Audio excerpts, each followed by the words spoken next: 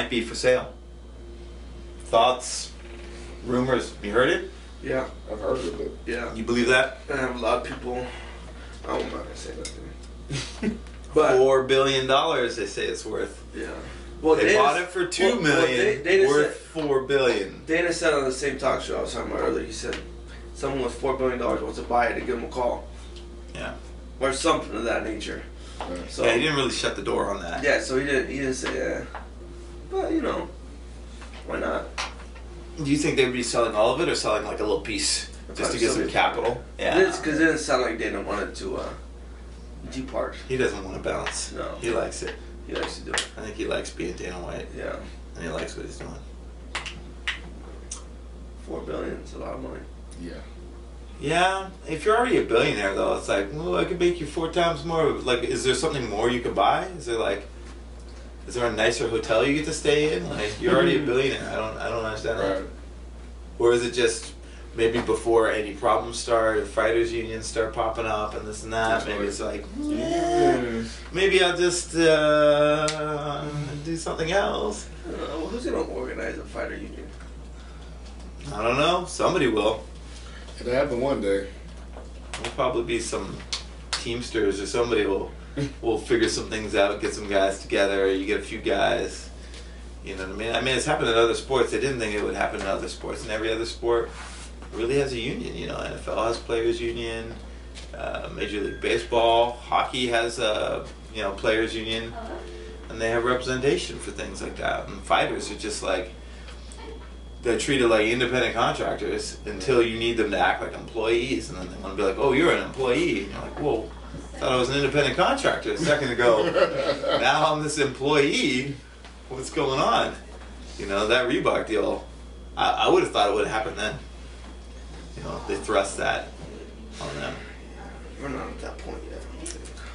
I don't think so either, because you still got, like, it's not in people's common interest to like in the other sports you're on like a team, right? It's not like, oh, because you got paid more, someone else gets paid less. Whereas in fighting, it's like, oh, if I'm gonna fight you, I'm not concerned about you making more money. You know what I mean? You can sit on the bench and make 6 figures. Yeah, I don't think fighting should go that way. Play. Yeah. No, it would be nice. Shudo used to do that. They used to have guys on contracts. You'd be on contract all year long, and whether you had a fight or not, you get paid. I mean, you're getting paid much, but you would still get a stipend. Kenny said something like that.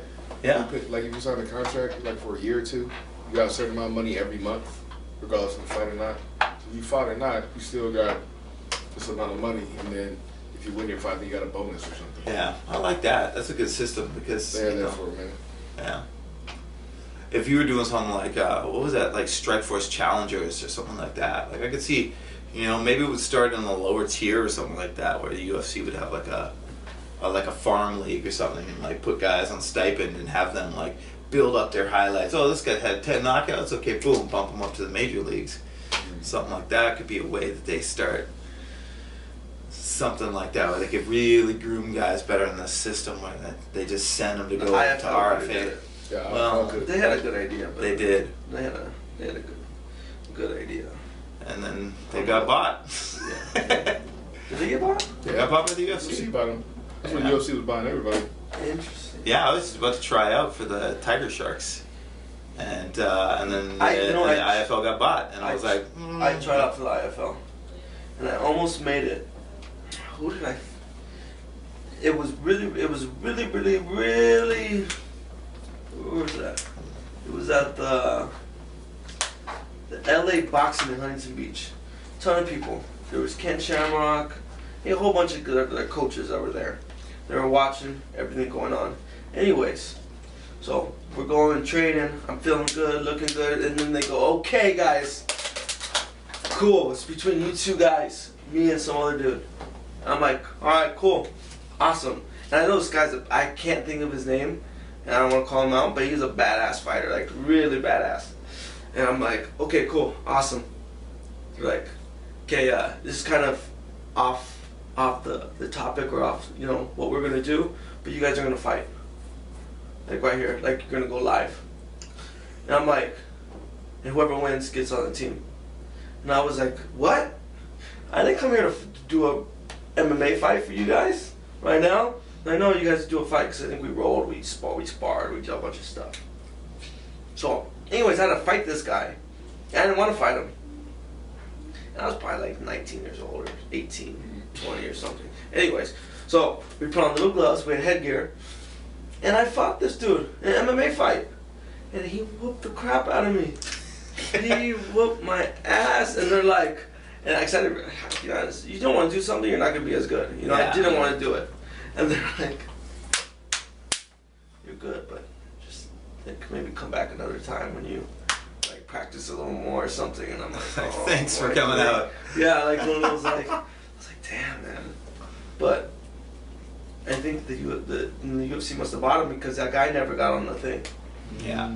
Because they bought them, and they get the contracts and all that. I think back then they were buying the other leagues just to eliminate some competition, and you know, and then take whoever the best fighters were and keep them active, and then the other people you just kind of let the contracts expire. Like, you know, if you're, I don't know, Joe Schmo from the IFL that was never, you know, is 500 fighter in the IFL, like that guy's not gonna light the UFC on fire. And when they bought that company, they weren't doing the number of shows per year that they're doing now. Like now, they probably could be booking all those guys. There is, you know, that I don't know. You're noticing that like there's a need for, you know, a lot more bodies out there. They got fights on Fight Pass and fights on this and then Fox and Fox Sports 1 and they're doing all these events, and they're looking to expand how many events they can do.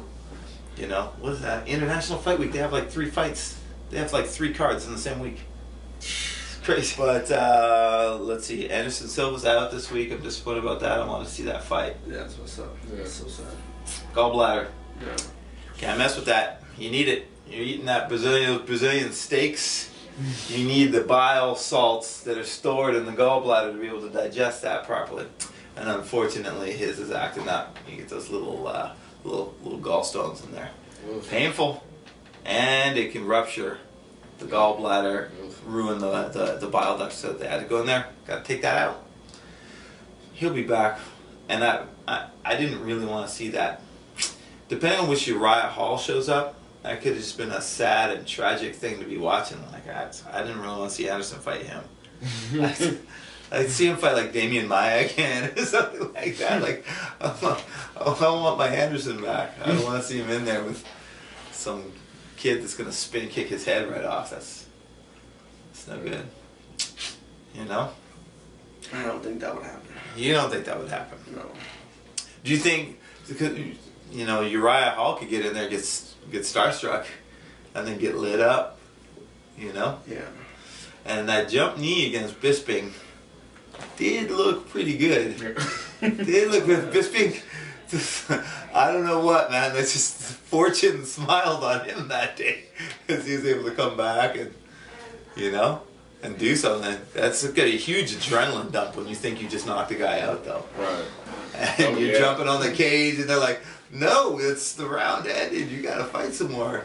You know, I think when the round ends, they should start it wherever they left off at. That's what Joe Rogan would suggest. It doesn't make sense.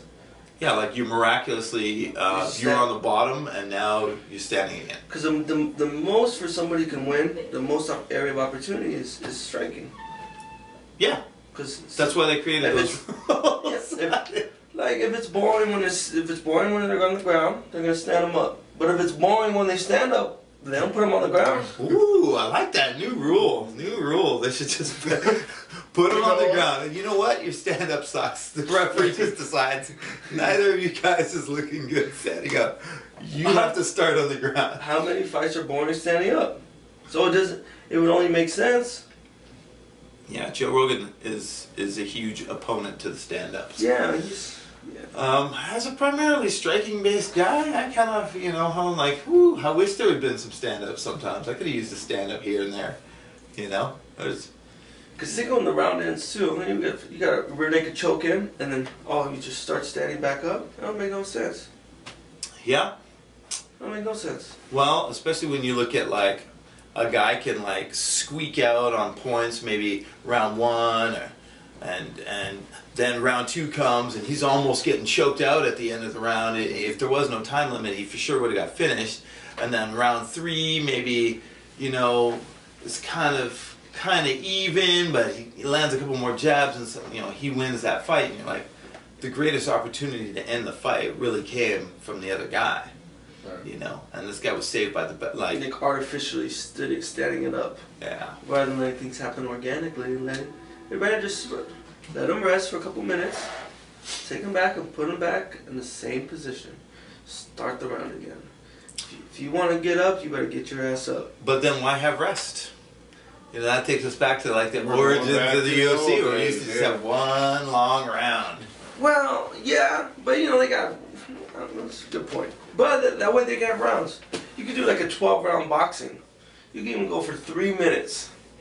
Make these guys fight for 3-minute rounds, as hard as they can. That's But- gonna be all takedown though. But up, takedown, position, Up and hit. and then you stand up again, takedown. No. Starting back on the ground. Start them back where that way they reboot their energy. So if I'm tired right now with this back, I know that in about 2 minutes or 3 minutes after I'm beating them up, I'm gonna get a 30-second to a minute break. I think the ratings would go down. No, I mean you might get if you That's want to coming see from more a fighter jiu-jitsu. sense, You know, but yeah. I mean, you People don't got want to see that. Who aren't you've got jiu-jitsu EBI, educated. you've got Metamoris. If you want to just see, you know, pure grappling. I think people want to see that. I think you That's guys standing are. up. I think you guys are horribly wrong. Horribly wrong. All right, well, I think that's going to wrap up the podcast today. Stay tuned for the Brandon Bender Fight League that's going to be coming. It's going to feature restarts. It makes more sense. I do As like. a I like a fighter. restart. Like I used to practice restarts. We used to train restarts in the gym. You know, they do that in Japan a lot. You know, like if the guys are tangled up in the ropes or this or that, or there's a break and the doctor has to look at them. I just don't think, like, right now, maybe it's just a culture thing, I don't think guys would even go for that restart. Like, hell no, like, they won't get, if you were getting your ass kicked on the ground. With the EBIs and with stuff like that, people are getting more educated to jiu-jitsu. They are. Lush. It's a process. I think that, I just can never see your average casual fan, though, who isn't watching EBI, who isn't watching Metamoris, and things like that. They understand guys are standing up, guys are fighting. But you gotta, well, if you market it right, you gotta educate the casual fan. That's a lot of education, though. You got to start off tested in like amateur or something. Yeah, you test that in Asia or something like Yeah, that. you're gonna start that in the UFC and lose Yeah. about $2 billion. Well, UFC will never do that, but Yeah. Well, someone could come along, but then you'd have to create a whole new rule system that's acceptable by the Association of Boxing Commissions and all that. Right? that's talking about in theory, hypothetically. You can blame it on Jeff Blotnick, but he's not around to defend himself anymore. But I mean, he basically was one of the main architects of the current rule structure that we have. You know, with the 5-minute rounds, and the stand-ups, and all that. Yeah, it doesn't make sense. Doesn't make sense. You might as well just have a striking, call it striking. Oh, we have Glory. That's on tonight, I think. Oh, yeah. The Glory and Bellator. Glory, a little Bellator on the menu. Lots of things to watch.